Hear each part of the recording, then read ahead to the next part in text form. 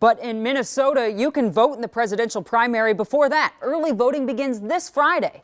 And the Secretary of State is worried that asking Minnesotans to reveal their party choice without privacy protection might drive down turnout. Here's Adrian.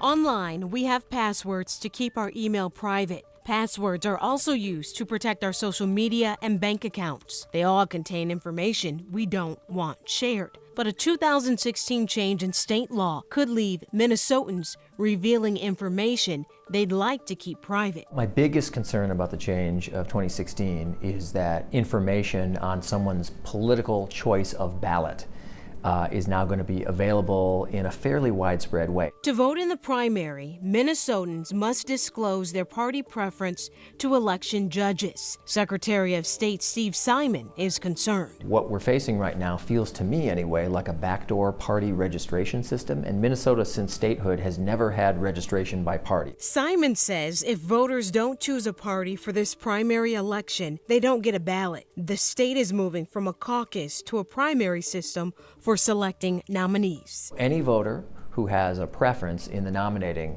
process right now, who is a strong backer of, say, Amy Klobuchar or Joe Biden on the Democratic side, or feels strongly about President Trump on the Republican side and wants to vote, when you're signing in for that ballot, whatever party it is, you're signing an oath saying, in essence, that you generally agree with the principles of that party, and that too might strike some people in Minnesota as too intrusive and kind of a bridge too far. And I'm worried that some people will be turned off from voting. Early voting ahead of Super Tuesday starts Friday. Simon says there are no guardrails in place to protect voters' information. Right now, our interpretation is there is nothing to stop one of these political parties from simply posting it online. They could say, hey, Minnesota, you want to see who picked the Democratic ballot? You want to see who picked the Republican ballot? Your friends, your neighbors, your coworkers? That could happen. I and we will be pushing hard to impose some restrictions in time for this election year so that Minnesotans can rest easy that that information, if collected, if given over to a party, will be really locked down and really limited. Meanwhile, Jana, I did reach out to the GOP and the Democratic Party to find out what they will do with this data if, in fact, they receive it. I received a response from Jennifer Carnahan. She's the chair of the Minnesota Republican Party.